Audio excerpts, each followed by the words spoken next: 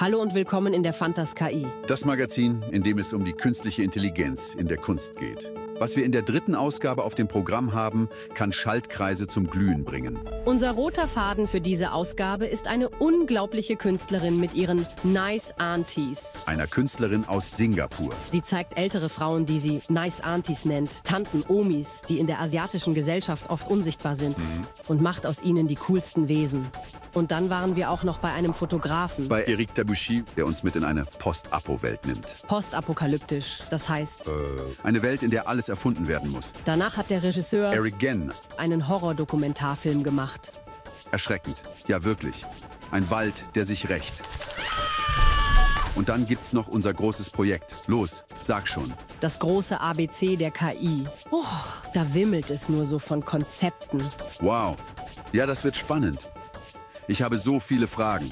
Diese beantworten wir später. Deine Algorithmuslaune soll sich noch etwas gedulden. Zum Sendeauftakt. Befragt Fantas KI den Schriftsteller und Regisseur Vincent Ravalek, Eine fliegende Untertasse. wie er die künstliche Intelligenz bezwungen hat. Mit KI The Passenger liefert er einen persönlichen Bericht über seine Begegnung.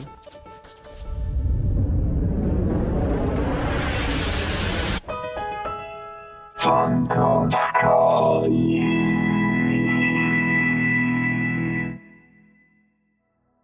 Je m'appelle Vincent Ravalek. J'écris depuis presque 40 ans. Cela veut dire que j'ai vu les premiers pas de l'homme sur la Lune, sur une télé en noir et blanc. J'ai grandi avec Métal Hurlant, qui racontait des histoires de robots et d'extraterrestres. Je fais aussi des films. J'aime bien les trucs un peu foufous, originaux. Mais au fil du temps, c'est devenu un véritable chemin de croix de les financer. Comme si un couloir s'était rétréci, avec au bout toujours le même genre de réponse. Malheureusement, je crains que vos options expérimentales ne soient guère compatibles avec les attentes de nos nouveaux actionnaires. J'en ai tellement marre de présenter des scénarios de films qui ne se tournent pas que je me demande si je ne vais pas me réfugier définitivement dans la poésie. Mais alors que je suis en train de soupeser cette cruciale question existentielle, je reçois la visite d'une soucoupe volante. Je n'en reviens pas. Elle vient se poser près de moi. Une créature en sort.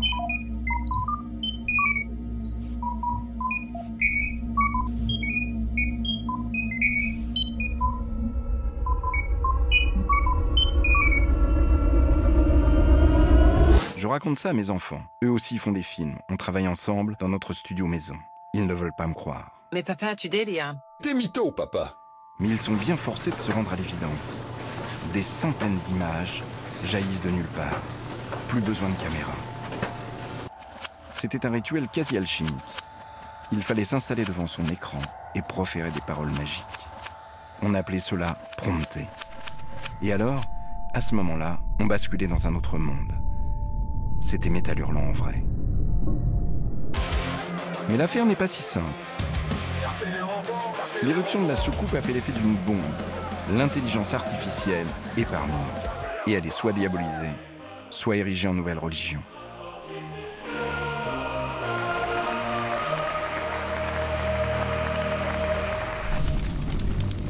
Les clivages s'exacerbent. Beaucoup sont gagnés par la peur du grand remplacement technologique.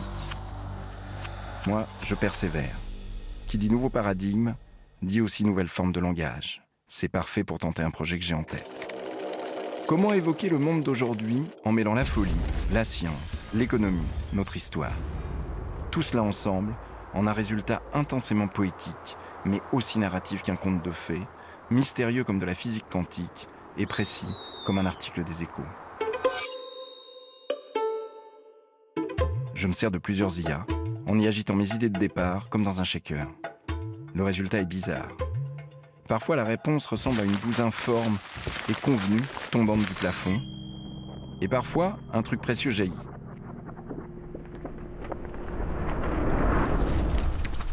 Peut-être qu'un vieux fond animiste ressurgit. J'ai l'impression de dialoguer avec une partie de la conscience collective, à la fois notre connerie et nos fulgurances. Cela provoque une sensation étrange, entre excitation et début d'aliénation. Les conseils d'un chaman me reviennent avant qu'ils ne me propulsent dans la 5e dimension. C'est vous qui maîtrisez la connaissance, pas la connaissance qui vous maîtrise. Et là, l'IA me smatche le cerveau. C'est assez bizarre. Un nouveau territoire de la conscience dans lequel il fallait apprendre à naviguer. Car c'est votre cerveau, vos souvenirs, vos connexions neuronales qui se mélangent à cet étrange process. Au final, ça me laisse un goût étrange.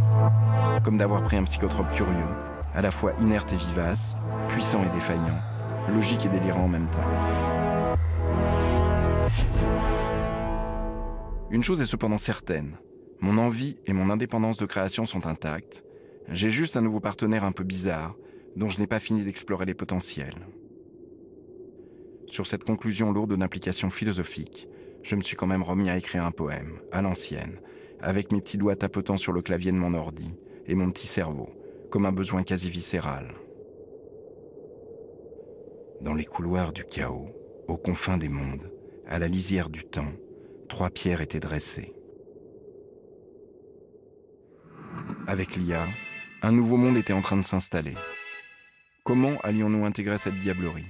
Allait-elle potentialiser le meilleur de notre humanité, nous rendre plus stupides, nous permettre de créer les paradis de demain, malgré notre folie?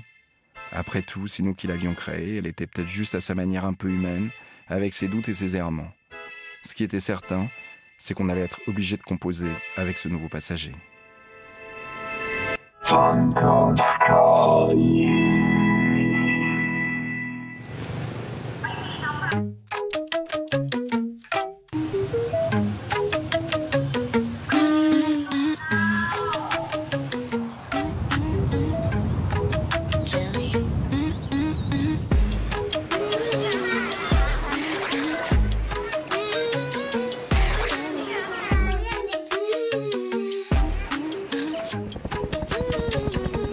Jelly.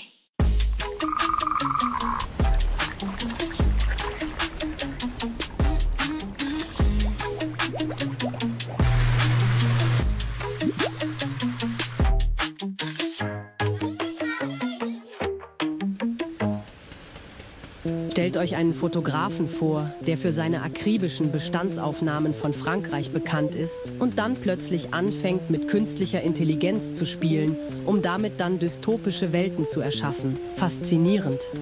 Nicht wahr? Oh ja, wirklich überraschend. Wir wollen verstehen, wie er von einem sehr geländegängigen Foto, quasi mit den Füßen im Schlamm, zu einem ziemlich verrückten KI-Experiment kommen konnte. Ja, genau. Éric Tabuchy, je suis photographe, artiste. J'ai une pratique de la photographie beaucoup basée sur les typologies de construction, d'architecture. Le cerf d'Atlas est un livre qui est entièrement réalisé sur Midjourney, la version 5.2, qui pour moi est vraiment une déflagration, un Hiroshima de l'image. Dans Cerf d'Atlas, il y a Cerf, c'est 3. Il y en a donc 2 avant, l'Atlas of Forms et l'Atlas des régions naturelles. Atlas of Forms, c'est de la cueillette d'images sur Internet. Ça m'a pris 2 ans presque à temps plein. J'avais un traitement médical assez lourd qui fait que je ne pouvais pas quitter mon domicile. Et j'étais tellement frustré en tant que photographe que je me suis mis à voyager dans l'espace du web, à peu près comme j'aurais voyagé dans la réalité, c'est-à-dire en me perdant complètement, en dérivant pendant des jours et des jours, et en récoltant toutes ces images qui sont des images brutes de chantier, de construction. J'avais très envie de déconnecter l'architecture de sa fonction. La maison, c'est fait pour abriter, l'église, c'est fait pour pratiquer un culte, l'usine, c'est fait pour produire, etc. Moi, j'avais juste envie de les associer à une forme, de dire « regardons le monde, pas tant en tant que fonction, mais en tant que une sorte de vaste laboratoire, vaste atelier de sculpture ». On retrouvera à peu près le même principe dans les 3 livres. C'est une compilation d'images. Mais quand on le regarde plus précisément, on s'aperçoit que toutes ces images ne sont pas amalgamées d'une manière hasardeuse. Elles commencent par cette page d'introduction qui est un peu la création du monde. Voilà, on crée l'univers avec ses planètes, des architectures sphériques, comme ça, qui sont compilées. Et on retrouvera un peu le même schéma dans The Third Atlas, un schéma un peu de la création, on va dire.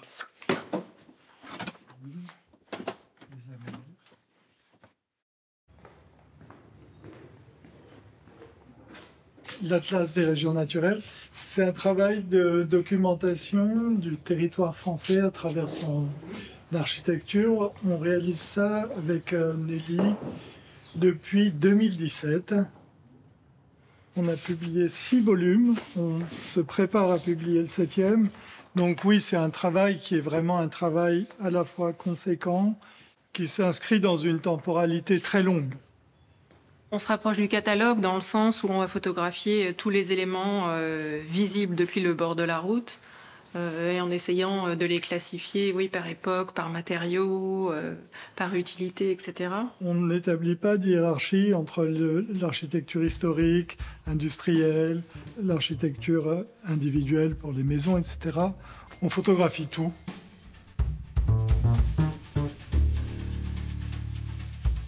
Dès que le ciel commence à se couvrir, qu'il commence à pleuvoir, qu'il commence à venter, c'est notre météo de prédilection. Donc, dans cette expérience du territoire, qui est une expérience assez physique, dans laquelle l'abstraction de l'intelligence artificielle n'a absolument pas sa place. C'est-à-dire qu'on est en prise avec les éléments les plus concrets qui sont la météo, la matérialité des choses.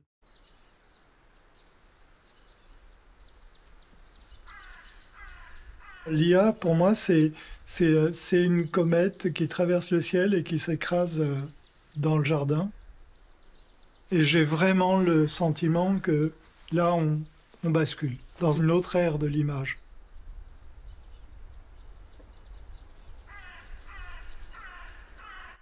Midjourney, l'intelligence artificielle, c'est métaphoriquement un Hiroshima de l'image, de la photographie.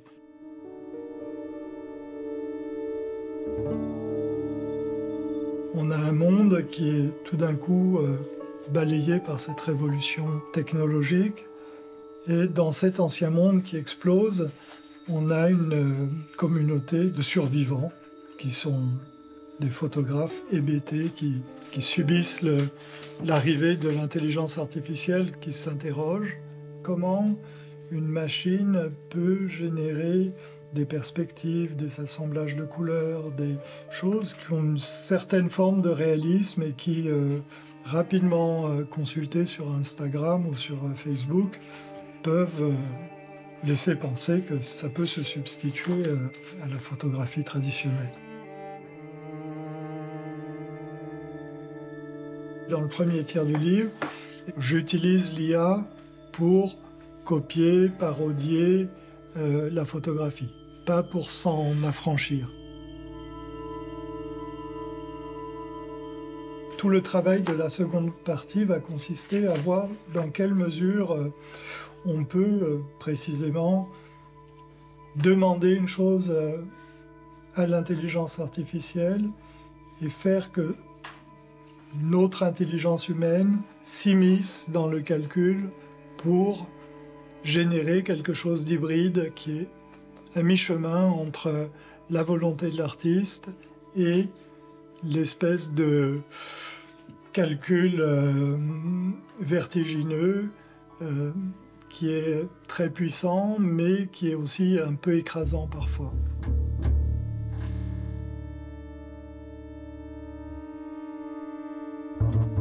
Petit à petit, on arrive à des images qui n'ont plus d'autre finalité que de laisser Midjourney produire des images qui, pour moi, se révèlent assez proches des images de l'inconscient. C'est-à-dire que si on devait représenter l'incohérence du rêve, la manière dont ça... on pourrait avoir des images qui sont assez proches de ça.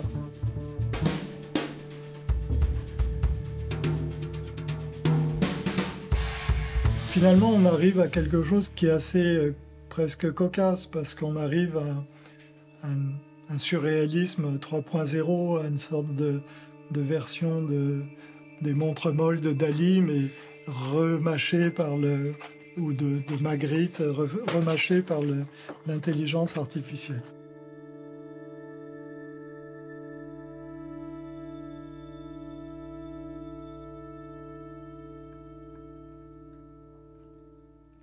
Quand j'ai travaillé sur ce livre, Nelly était presque inquiète. Je passais tellement des nuits entières à travailler dessus qu'elle m'a dit « Mais tu vas pas pouvoir retourner dans le réel, tu t'es enfoncé trop loin dans le truc. » Et je lui ai dit « Mais non, il n'y a aucun problème, moi le vent me manque, l'odeur des choses, la route, tout ça, ça me manque. Je ne vais pas passer ma vie devant un écran, ça ne m'intéresse pas. » Pour moi, Midjourney, c'est du dessin. C'est du dessin qui peut prendre l'apparence de la photographie, mais c'est dessiné par... c'est pas dessiné par la lumière, c'est dessiné par des pixels. Et finalement, cette possibilité pour le photographe d'être dessinateur m'a beaucoup intéressé.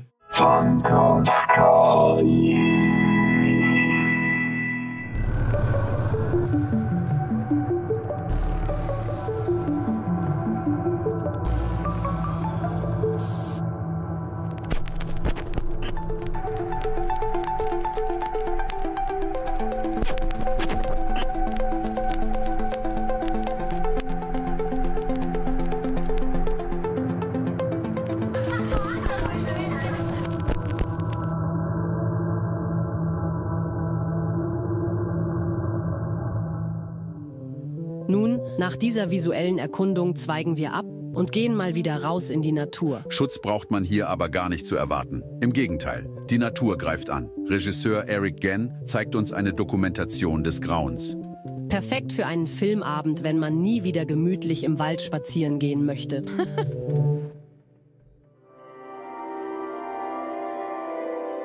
Our modern life, environmental catastrophes, violence, pollution. As the stark contrast reports have come to our attention of a strange symbiosis of human and nature,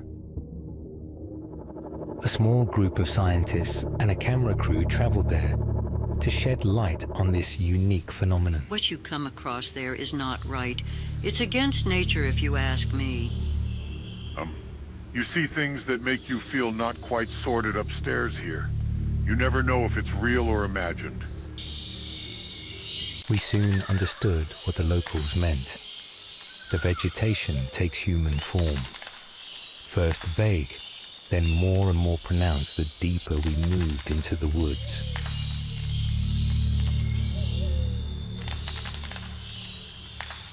The growth strongly resembles hands, feet, faces, and other human body parts.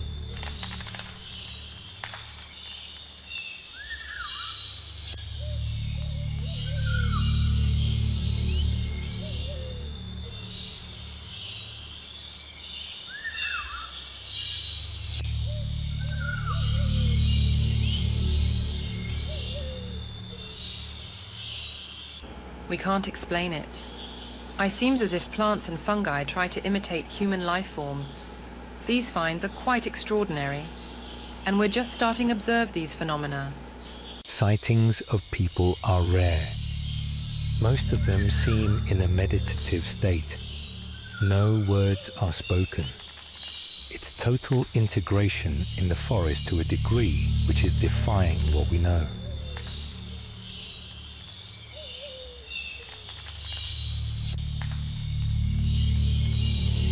What do you think was happening? I really don't know what happened anymore. They're not good memories. It's difficult to describe. It's really a blur for the most part. We were surrounded by those things. It looked like people turned into plants or trees. Yet further into the forest, these life forms became more and more animated, mobile.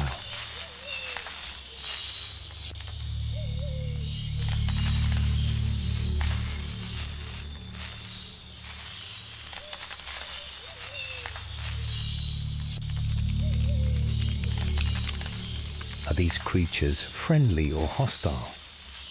Are they only resembling physical or also mental human attributes? Or even predatory behavior? We weren't sure, but became increasingly more worried. Right before we left, we found a broken camera. From its memory chip, we recovered this disturbing footage. God, I got enough already. I'm out of it. What the hell? Oh no!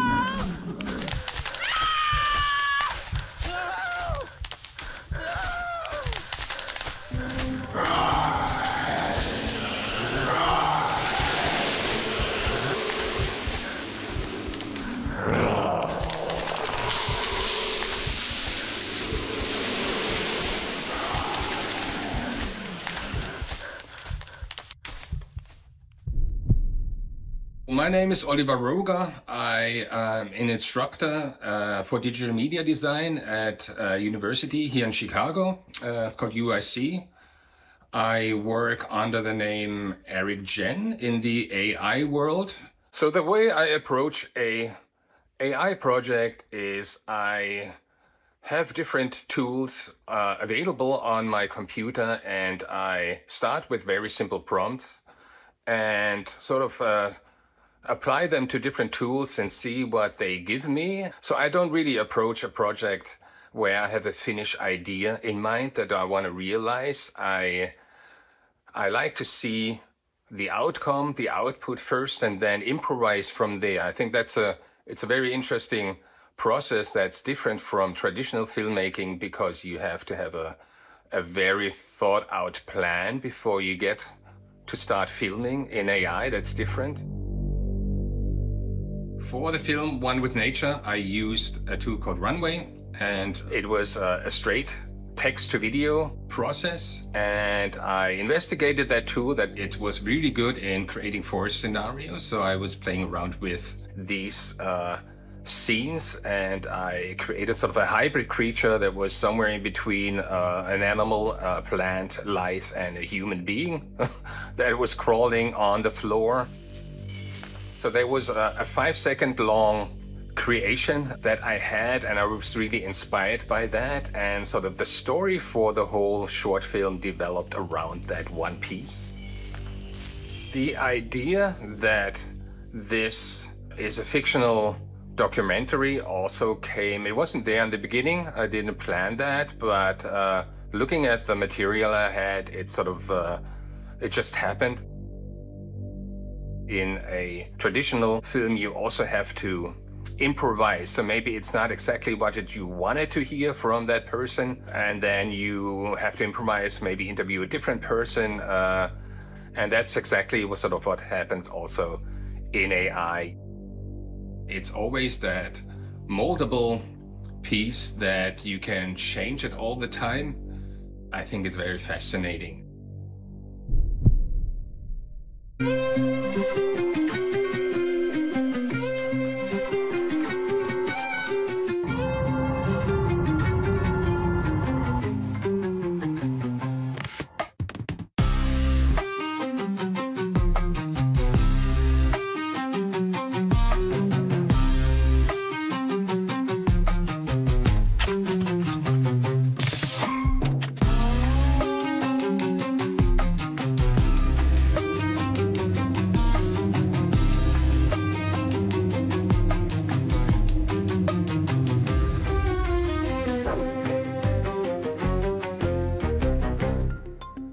Das ist Fantas KI pur.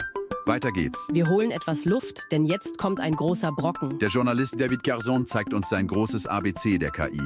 Dazu gibt es jeden Monat ein philosophisches Gespräch. Wir werden dieses neumodische Vokabular nach und nach entschlüsseln. Und wir beginnen mit dem Buchstaben G. G wie? Großartig. Nein. G comme générativité. Charles Baudon, doctorant en philosophie contemporaine à l'université Paris 1 Panthéon-Sorbonne, je réalise une thèse sur l'intelligence artificielle, le nouveau réalisme et le web. Le mot générativité vient de Genesis, en grec ancien, et qui évidemment se retrouve tout de suite dans l'Ancien Testament avec la Genèse, et qui décrit le moment de la création ex nihilo. Mais chez Aristote aussi, chez les Grecs anciens, on trouve ce mot tant pour décrire la naissance d'un nouvel individu, par procréation par exemple, ou la génération de phénomènes physiques comme un tourbillon ou une tempête, etc. Donc à ce titre-là, le mot genèse, génération, générativité, sert à désigner le passage du non-être à l'être. Mais à travers l'histoire des sciences, on trouve une application un peu plus précise et qui se rapproche de son application en intelligence artificielle. On trouve un usage du mot générativité, notamment en linguistique, en mathématiques et en informatique. Chomsky, le premier, va montrer que la langue est générative dans la mesure où elle a des principes qui lui permettent de produire de nouvelles formes. Par exemple, lorsque j'utilise un certain langage, j'utilise des mots, et lorsque j'utilise ces mots, que je les mets les uns après les autres, je peux construire des propositions, et puis quand je associe ces propositions les unes à côté des autres, je peux produire des idées, et puis les idées avec les autres, des concepts, etc., etc. La matière sur laquelle travaillent les intelligences artificielles est informationnelle. C'est-à-dire que les intelligences artificielles captent de l'information, calculent des données, et à partir de cela sont capables de donner une certaine structure, restructuration, forme, apparence à ces données. Donc ce qu'elles génèrent essentiellement, c'est des formats qui nous permettent de comprendre ces données-là. Et ces formats peuvent être vidéo, textuels, audio, etc. En quoi la générativité est différente de la créativité est une question qui se pose à peu près à chaque fois qu'on parle de créativité, à chaque fois qu'on parle de générativité. Le principe de la création assistée par intelligence artificielle générative est que l'IA opère un retour sur mes propres idées. Elle opère non pas comme un miroir, puisque de toute façon elle n'a pas d'intention et elle n'est pas capable de comprendre exactement ce que je lui dis, mais elle me permet de réinterpréter pour moi-même et également pour elle-même, puisque à chaque fois qu'elle me renvoie une réponse, je suis en mesure de la retravailler ensuite. Et ça me permet, si je veux aboutir à une création artistique, de raffiner éventuellement certaines idées que j'avais eues, d'en proposer des nouvelles, d'explorer des pistes auxquelles je n'aurais pas pensé tout seul. Donc je pense qu'il y a une forme de co-création, parce qu'à mesure que la machine est capable d'opérer un retour sur les prompts que je fais, et moi-même de comprendre ces prompts, de les réinterpréter, et ensuite de travailler ensemble de cette façon un peu mutualisée, il y a une forme de phénomène de convergence qui se met en place entre moi et la machine. La machine ne comprend pas, mais interprète de manière toujours plus efficace le prompt initial que je lui ai donné, et moi-même, je comprends de mieux en mieux comment la machine elle-même interprète ce que je lui dis. Donc il y a une espèce de phénomène de rétroaction qui se met en place entre la machine et l'humain, et qui fait que, au bout d'un moment, convergent, aboutissent la pratique artistique ainsi mutualisée pour produire une œuvre. Mais il faut souligner que s'il y a co-création, c'est toujours quand même une forme dynamique, co-créative, asymétrique. Ça veut dire que, comme la machine n'a pas d'intention, et que seul l'humain en a, le départ de la création artistique vient de l'être humain, jamais de la machine. Donc il y a toujours quand même une forme de hiérarchie qui se met en place à ce moment-là.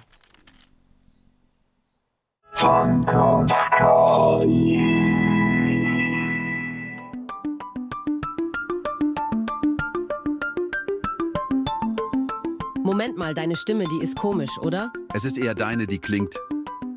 Es klingt, als hättest du einen Synthesizer verschluckt. Wo ist denn deine anfängliche Art zu sprechen geblieben?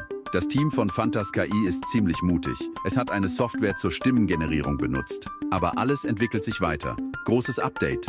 Der Algorithmus tut, was er will. Aber wer sind wir denn dann noch? Stimmen aus der Dose. Uns fragt ja niemand.